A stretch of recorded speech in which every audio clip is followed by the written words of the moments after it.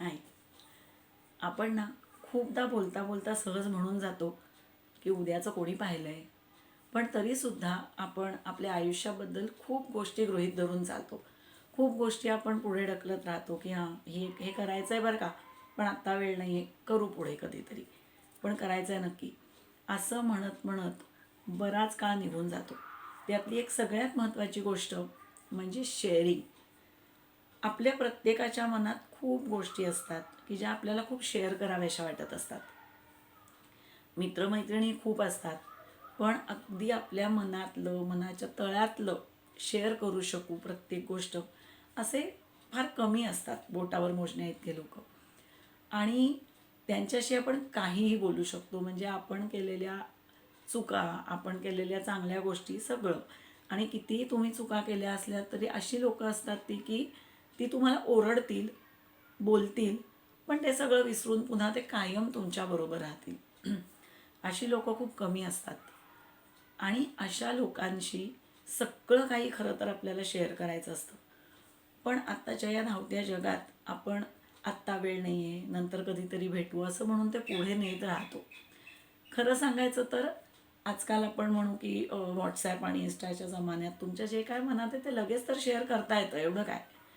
पण खरं सांगू का, हे सोशल प्लॅटफॉर्मवरनं एखादी गोष्ट शेअर करणं हे प्रत्यक्ष भेटीची मजा नाही त्यात.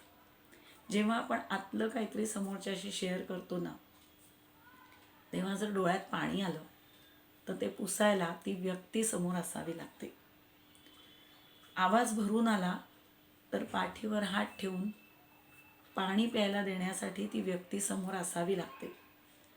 आतलं काहीतरी बोलताना जर अंगाला कंप सुटला, हात थरथरायला लागले, तर तो हात हातात घेऊन आश्वस्त करण्यासाठी ती व्यक्ती समोर असावी लागते. व्हॉट्सॲपवर मेसेज लिहून, ऑडिओ मेसेज टाकून, इन्स्टावर काहीतरी मेसेज टाकून प्रत्यक्ष भेटण्याची सर नाही आहेत त्याला, अजिबातच नाही आहेत. म्हणून अशा लोकांना भेटणं हे टाळू नका. असं कोणीतरी असेल ज्याच्याशी तुम्ही सगळं शेअर करू शकाल, किंवा ती व्यक्ती तुम्ही कोणासाठी तरी असाल की ज्या व्यक्तीला तुमच्याशी खूप काही बोलायची, शेअर करायची इच्छा आहे, पण काही ना काही कारणाने आपण वेळच देत नाही, कारण आपण प्रायोरिटीज बदलतो आपल्या हळूहळू. तर असं नका करू. खरं तर कोणीच नको आहे करायला, कारण आपल्या भावभावना ह्या प्रत्यक्ष शेअर करण्यामध्ये आणि मोकळं होण्यामध्ये जे फिलिंग आहे ना, ते वेगळंच आहे. आणि गंमत काय होते माहिती आहे, आपल्याला ते शेअर तर करायचं असतं, पण ती व्यक्ती भेटत नसते, वेळ नसतो, फोनवर नाही बोलता येत, प्रत्यक्ष भेटायचं असतं.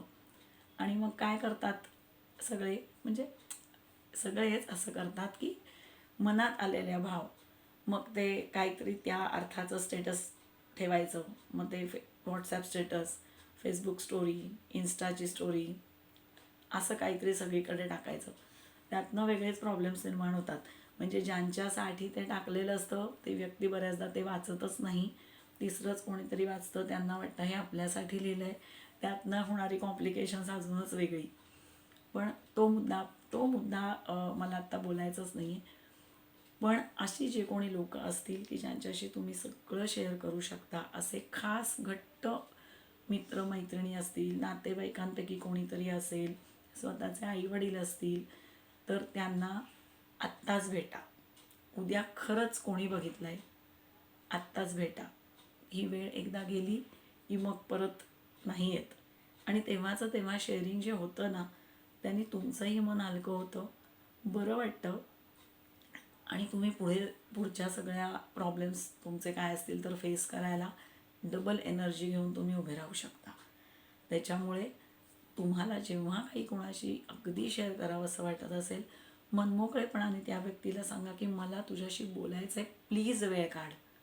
आणि तुम्हाला जर कोणी अशी रिक्वेस्ट केली तर मला तुझ्याशी खूप काहीतरी बोलायचं आहे तर वेळ काढ, तर तो वेळ काढा, त्या व्यक्तीला आत्ताच वेळ द्या, कारण उद्याचं खरंच आपल्याला माहिती नाही.